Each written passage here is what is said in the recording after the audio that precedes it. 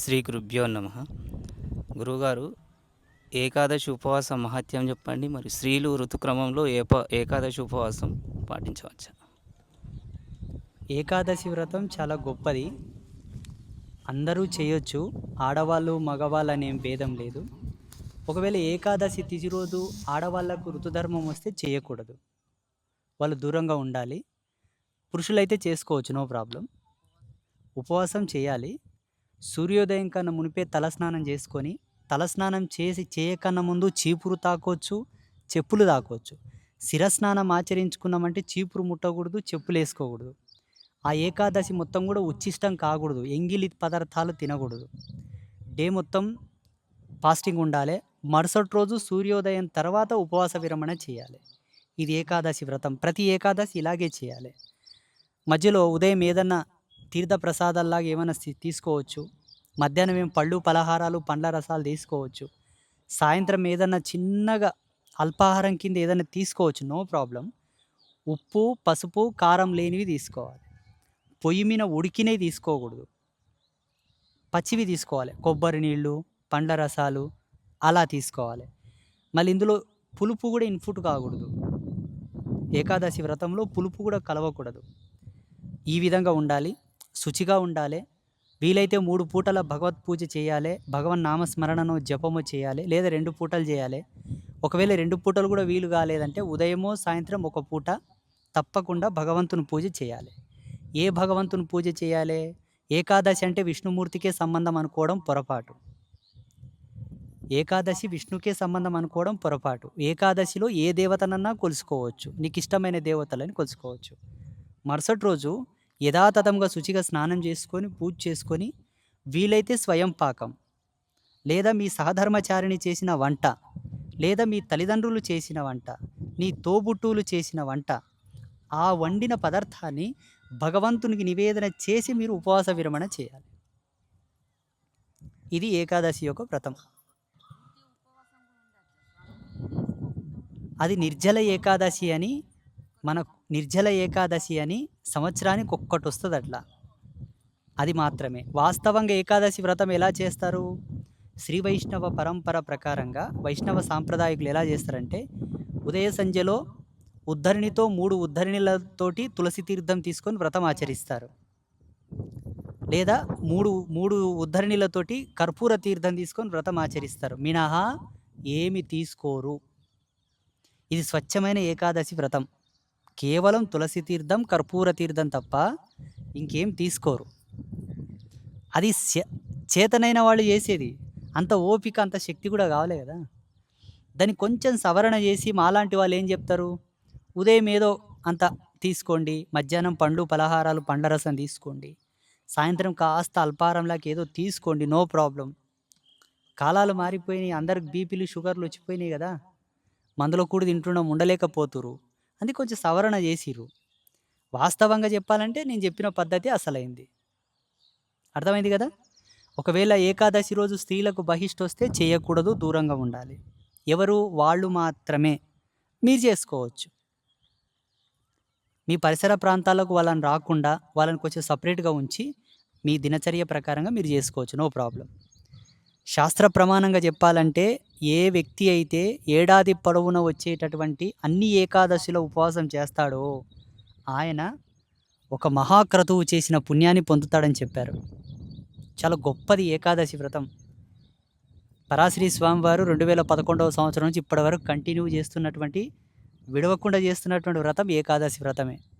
Now still Ekadashi వ్రతం చాలా గొప్పది. క్రతువు అంటే పెద్ద పూజ.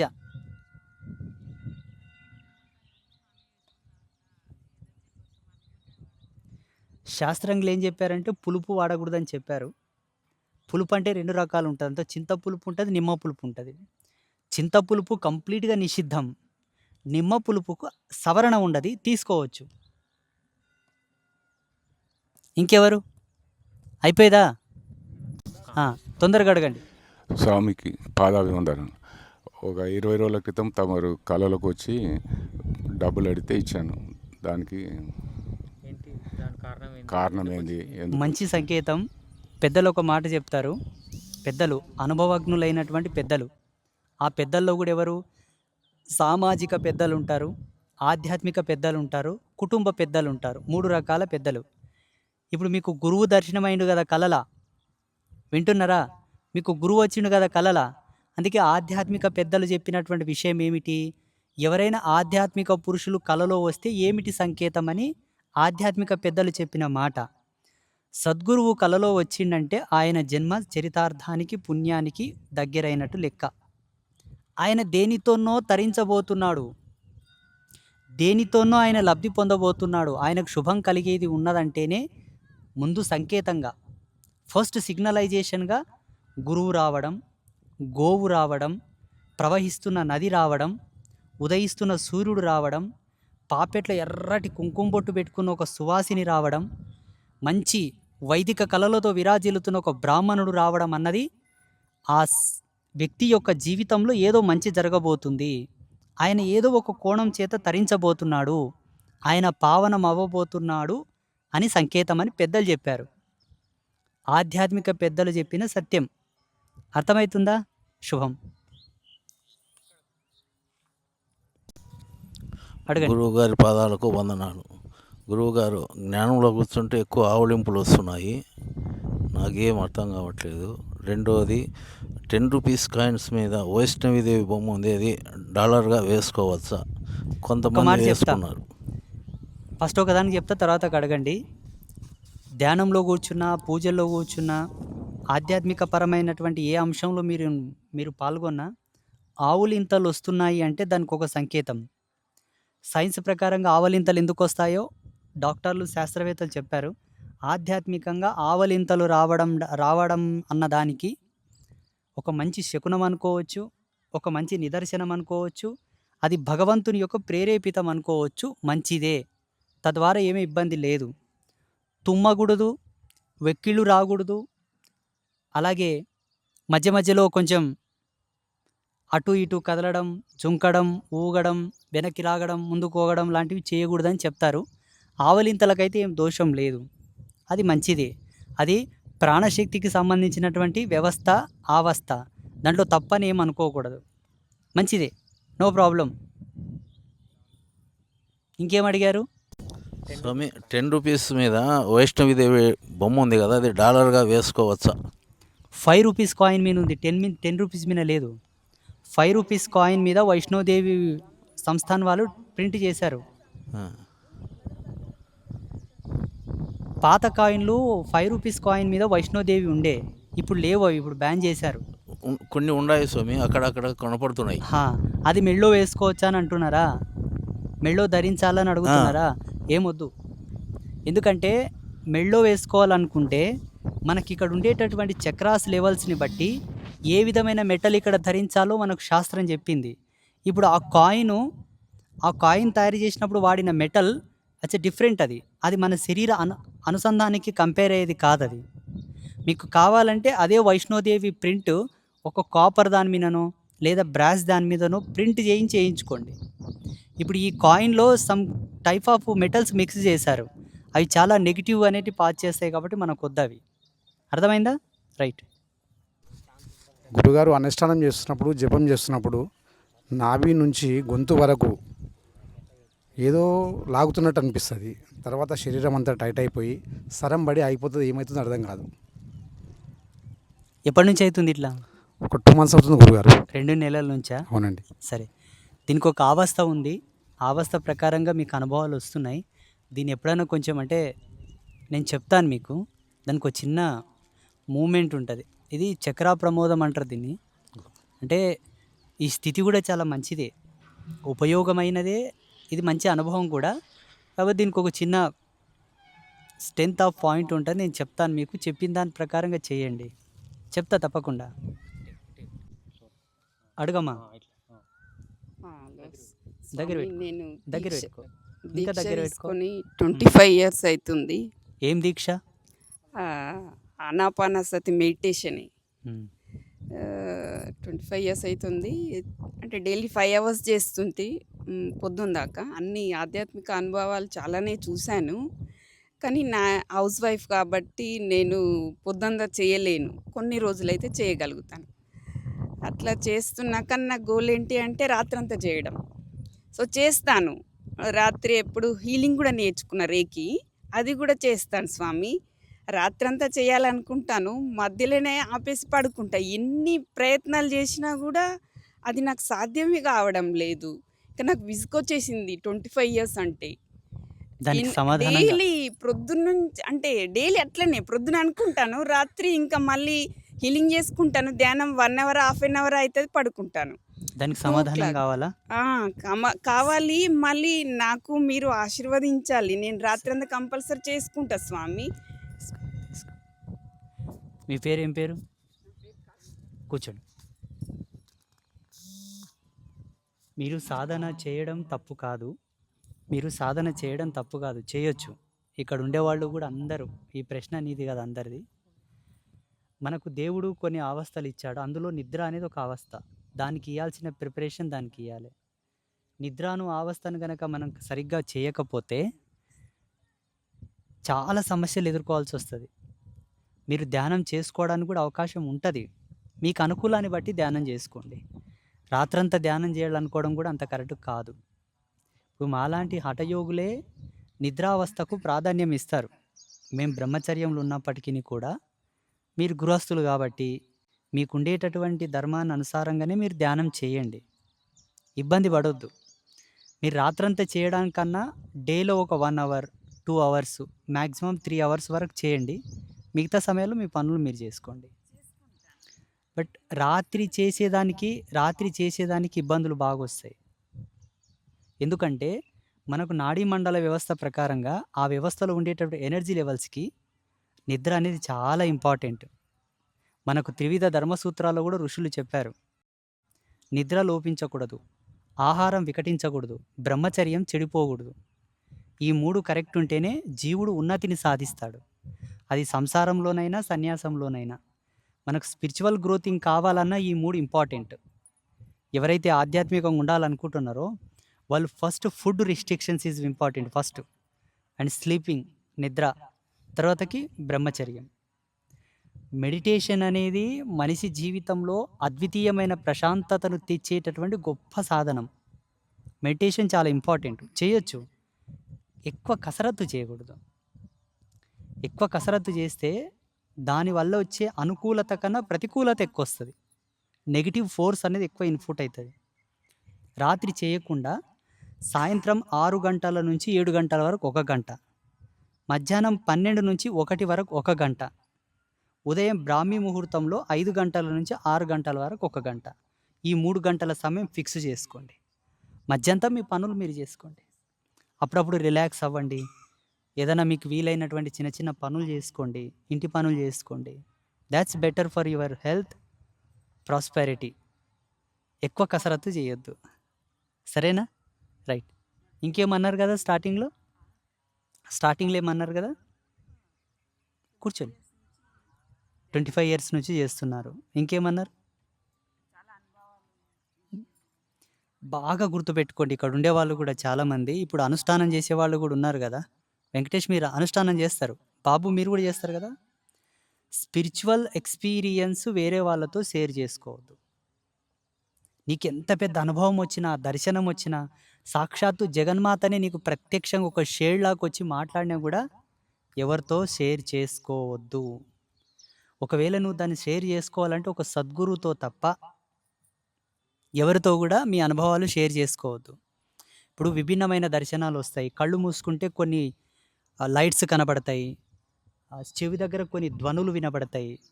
స్వాప్నిక దర్శనాలు కూడా వస్తాయి. పడుకుంటే కొంతమంది కళలు వస్తారు.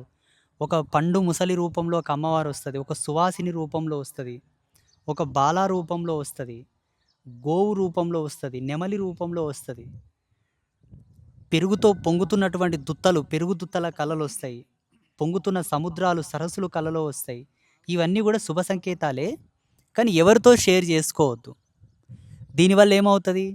మీరు కష్టపడి సంపాదించిన మీ డివైన్ పవర్ వాళ్ళకు కూడా యాడ్ అవుతుంది, కేవలం షేర్ చేసుకోవడం వల్లనే. ఇప్పుడు ఫోన్ ద్వారా మనం ఒక వీడియో కానీ ఫోటో కానీ ఏదైనా షేర్ చేసుకుంటే నెట్ బ్యాలెన్స్ అయిపోయినట్లు, సిగ్నల్ యూస్ అయినట్లు, ఇది కూడా అంతే. స్పిరిచువల్ ఎక్స్పీరియన్స్ ఎవరితో కూడా షేర్ చేసుకోవద్దు. అందరూ కూడా గమనించండి, నోట్లో పెట్టుకోండి. సరేనా? రైట్. నెక్స్ట్ ఎవరు అడుగుతారు? పైకి లేవు. మైక్ ఇవ్వపా.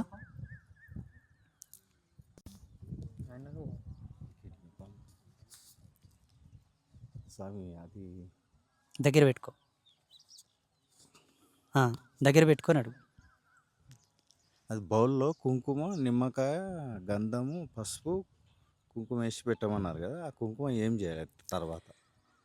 అంబువాచి ఉత్సవం 3 రోజులు కూడా కుంకుమతో నింపిన ఒక మూకుడు లేదా ఒక బౌల్ రాశిలాగా కుంకుమ రాసి పోసి దాని మీద ఒక నిమ్మకాయ పెట్టాలి, సుడి పైకి చేసి పెట్టాలని చెప్పిన.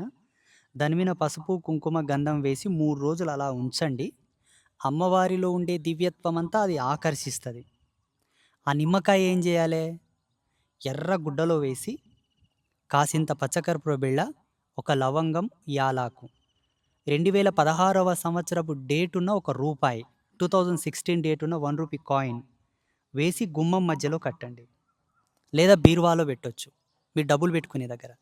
ఆ కుంకుమను కాసింత నీళ్ళలో కలిపి ఇల్లంతా ప్రోక్షణ చేసి కడపలు గడగండి, పొలం దగ్గర చల్లుకోండి. ఏమైనా లిడికేషన్ ల్యాండ్స్ ఉంటే ల్యాండ్స్ మీద కానీ, వాహనాల మీద, ఏమైనా పశువులు ఉంటే పశువుల మీద ప్రోక్షణ చేయండి. మిగిలిన కుంకుమ ఇంటిల్లిపాది అందరూ నెయ్యితో లేపనం చేసి బొట్టు పెట్టుకోండి. రోజు రోజు రోజు రోజు రోజు రోజు క్రమం తప్పకుండా. దీనివల్ల ఏమవుతుంది? మీ శరీరంలో సహజ సిద్ధంగా పుట్టినప్పటి నుంచి గిట్టేంత వరకు, ఈశ్వరుడు మన ఆకు తెంపేసేంత వరకు ఉండేటటువంటి సహజ సిద్ధమైన ఓజస్సు, ఆ దివ్యశక్తి అనేది ఎప్పటికెప్పుడు యాక్టివేట్ అవుతుంది. అందుకే ఏ దేవాలయం దగ్గరికి వెళ్ళినా ఆ దేవాలయం లోపల ఇంత బొట్టు తెచ్చుకోవాలని చెప్తారు పెద్దలు. లడ్లు ప్రసాదాలు తర్వాత, ఏమైనా దండలు, పూసలు, గాజులు, మెట్టెలు తర్వాత, ఫోటోలు తర్వాత, మొదట ఆ దేవాలయం ప్రాంగణంలోంది ఇంత భస్మమో, పసుపు, కుంకుమనో, విభూతియో ఏదో ఒకటి ఆ దేవుడి పాదాల దగ్గర బొట్టు తెచ్చి పెట్టుకోవాలని చెప్తుంటారు. ఇప్పుడు ఈ అంబువాచి కుంకుమలో ఈ 3 రోజులు కూడా ఒక అద్వితీయమైనటువంటి చైతన్యం ఆవరిస్తుంది ఆల్రెడీ. ఎవరో పరాశ్రీ స్వామి చెప్పిండు, బిజ్వారంలో ఉన్న స్వామి, ఆయన మాటను గౌరవించి పెట్టినందుకన్నా అమ్మవారు మీకు ప్రసన్నం కావాలి, తప్పదు ఇంకంతే. ఆ కుంకుమను అలా వాడవచ్చు. ఆ బొట్టు పెట్టుకునేటప్పుడు ఒక పుణ్య సంకల్పం చేయండి. ఇట్లా బొట్టు పెట్టుకునేటప్పుడు, అమ్మా జగన్మాత, నేను ఈ 3 రోజులు కామాఖ్య దీపం పెట్టిన స్వామివారి మాట విని నేను ఈ బొట్టు పెట్టుకుంటున్నా కాబట్టి నాలో ఆకర్షణ శక్తి పెంచు, ఎవరి దృష్టి నా మీనికి రాకుండా కాపాడు, నా చైతన్యాన్ని డెవలప్ చేయి. ఎవరి శరీరంలో అయితే చైతన్యం పరిపూర్ణంగా ఉంటుందో వాళ్ళ చక్రాస్ యాక్టివేట్ అవుతాయి. చక్రాస్ యాక్టివేట్ అయిన వాళ్ళ శరీరం లోపలికి ఏ వైరస్ ఇన్పుట్ కాదు. ఆటోమేటిక్గా మన శరీరంలో వాత, పిత్త, కఫ దోషాలు పెరుగుతూ ఉన్నా ఆహారం చేతనో, విహారం చేతనో, విచారం చేతనో మన శరీరంలో ఏమైనా నెగిటివ్ ఫోర్స్ పెరుగుతూ ఉన్నా మనలో ఆటోమేటిక్ ఈ చైతన్యం ఉంటుంది కాబట్టి వాటన్నిటి కొట్టేస్తుంది ఎప్పటికెప్పటికి. ఇమ్యూనిటీ సిస్టమ్ స్ట్రాంగ్ ఉంటే కదా, మన శరీరంలో రోగనిరోధక శక్తి ఎక్కువ ఉంటే రోగంతో పోరాడి మనల్ని ఆరోగ్యంగా ఉంచేటట్లు ఎలాగో డివైన్ పవర్ కూడా మన శరీరంలో ఎప్పటికీ పటిష్టంగా ఉండాలి. అందుకే మాలాంటి సాధువులు, సన్యాసులు, సిద్ధపురుషులు కూడా ఎప్పుడు అధిక మోతాదులో అనారోగ్య బారిన పడినట్లు చరిత్రలు లేవు. ఉంటాయి కొన్నింటిని కావాలనే ఆ స్వామీజీలు ఎవరైతే గురువులు ఉంటారో ఆ పుణ్యపురుషులు తనకు అవసరం లేని వాటిని కూడా తీసుకొని అవతల వాళ్ళకు స్వస్థత ఇచ్చే కారణంలో వాళ్ళు అనారోగ్య బారిన పడిన సందర్భాలు చాలా ఉన్నాయి. ఒక గురువు ఉండేవాడు, తనకు అత్యంత ప్రియమైనటువంటి శిష్యునికి బ్లడ్ క్యాన్సర్ వచ్చింది. ఆయన కర్మఫలం పోయిన జన్మలు ఆయన చేసుకున్న పాపానికి. కానీ ఆయన యోగంలో ఆయన గర్భవాసమునందు ఒక మహాపురుషుడు పుట్టాల్సి ఉన్నది. ఇప్పుడే వీడు క్యాన్సర్ బారిన వాడి చనిపోతే వీని గర్భంలోంచి పుట్టవలసిన వాని పరిస్థితి ఏందని చెప్పి ఆ గురువు దివ్య దృష్టితో చూసి ఆ రోగం గురువు తీసుకున్నాడు. ఆ శిష్యుడికి పూర్ణ ఆయుష్ను, ఆరోగ్యాన్ని ఇచ్చాడు. ఇట్లా కూడా కొన్ని లీలలు ఉంటాయి స్వామీజీల లోపల. ఈ విధంగా మీరు ఈ కామాఖ్యదేవి యొక్క కుంకుమ, ఈ 9 రోజులు ఉన్నటువంటి అంబువాచి కుంకుమను మీరు ధరిస్తే మీ సహజ సిద్ధమైనటువంటి చైతన్యం పరిపూర్ణంగా ఆవరించి మిమ్మల్ని స్వస్థత పరచగలదు, మీకు శుభం కలగగలదు. అర్థమైందా? గురుగారు, నేను ఇంటికాడ ఒక సంకల్పం తీసుకొని వచ్చాను. కానీ ఇక్కడ వచ్చినాక ధ్యానం చేస్తుంటే మనసులో ఇంటికాడి సంబంధమైన విషయాలు నాకు గుర్తుకొస్తున్నాయి. మాయ. అనుకుంటున్నా, ఇప్పుడు అమ్మ నీ కష్టాలను తీరుస్తుంది, ఎందుకు అక్కడి ఆలోచన నుంచి వస్తుంది అక్కడి అనుకుంటున్నాను. నుంచి మీరు వచ్చేటప్పుడు మీకు ప్రేరణ కలిగించింది దైవత్వం, భగవత్ ప్రేరణ అది. ఇక్కడికి వచ్చిన తర్వాత ఎందుకు ఆ ప్రేరణ లేకుండా పోయింది? అక్కడ ఉన్నప్పుడేమో దేవుడు గుర్తుకొస్తాడు, ఇక్కడ వస్తేనేమో ఇల్లు గుర్తుకొస్తుంది అనే కదా నీ విచారం. లేదు స్వామి, ఆ. నేను కరెక్ట్ అనుకుంటున్నా, కాకపోతే మధ్యలో వస్తున్నాయి అవి. వస్తున్నాయంటే దానికి ఇంటికాడ జరిగిన కారణం ఒక సంఘటన నాకు గుర్తుకొస్తుంది. అయినా మాయా నేను ప్రభావం. ఏమనుకుంటున్నా, అది మాయా ప్రభావం. దానికి ఇంకొక మాట చెప్పాలనుకుంటే కర్మ. పెద్దలు ఒక మాట చెప్తారు, చూడప్పా నువ్వు ఎవ్వరికి బెదురుకున్నాకు ఈ ప్రపంచంలో, ఎవ్వరికి బెదురుకున్నాకు ఆఖరికి ఒక సందర్భాన ఒక కించిత్ ఒక %, -1%లో భగవంతుని కూడా బెదరాల్సిన పని లేదేమో, కానీ కర్మకు బెదురు, కాలానికి బెదురు అని చెప్పిండ్రు పెద్దలు. కర్మ బలీయమైనది, కాలం అంతకన్నా బలీయమైనది. కాలంకి భయపడు, కర్మకు భయపడు. ఏదన్నా చేసేటప్పుడు ఈ రెండింటిని చూసి చేయమన్నారు. ఇప్పుడు కర్మఫలం అనుకోవచ్చు, మాయా ప్రభావం అనుకోవచ్చు. అయినను కూడా ఒకవైపు పోతుంది, 2 సార్లు పోతుంది, 3 సార్లు పోతుంది, 4 సార్లు పోతుంది. చివరికి నువ్వు భీష్మించుకొని కూర్చున్నావు అనుకో, అది నీ కాలు మొక్కిపోతుంది. ఇంకా నీ వీనే మంచిగా ప్రశాంతంగా ఉండొచ్చు. ఇప్పుడు మాకు కూడా సాధన ప్రారంభ దశలో విభిన్నమైనటువంటి పిచ్చి పిచ్చి ఆలోచనలు. పిచ్చి పిచ్చి ఆలోచనలు అంటే ఏంటి? కూసున బుద్ధి అయ్యేది కాదు. జపం ఒక మాల చేస్తే పెయ్యంత బరువు ఎక్కేది. అసలు ఎన్ని అవస్థలు పడ్డామో మేము. ఈరోజు ఈడ కూర్చొని మీకు అందరికి ఓ సోది చెప్తున్నామంటే ఈ స్థితికి రావడం అన్నది సామాన్యమైన విషయం కాదు. ఎంత రాకినమో మా జన్మని, ఈ శరీరాన్ని, ఆత్మని రెండిటిని రాకి రాకి రాకి నునుపెక్కితే ఇప్పుడు పాలిష్ అయి ఆ పాలిష్ లోపల గ్లాసీనెస్ వచ్చి మా ప్రతిబింబం మాకే కనబడుతూ లోకాన్ని కూడా మాలో ప్రతిబింబింపజేసుకునేటటువంటి స్థితికి వచ్చింది మా యొక్క జీవితం. ఎక్కువ పాలిష్ పెట్టినాం కాబట్టి. మీది కూడా అదే స్థితి. కొన్నాళ్ళు అట్లా ఉంటుంది, తర్వాత మంచిగా అవుతుంది. అవసరం లేదు. బాధ అనుకుంటున్నది ఆ మధ్యలో. అంత అమ్మకి అప్పగించు, అమ్మ అంతా నువ్వే అని చెప్పేసి. అదే అనుకుంటా, అమ్మవారిని బాధ అనిపిస్తారు. రైట్. నెక్స్ట్ ఎవరు? ఏమైనా లైవ్ వస్తుందా? దాంట్లో ఆన్ చేసి చూడు నాయనా. లైవ్ ఎట్లేవా? హరహర మహాదేవ. ఏమిడికి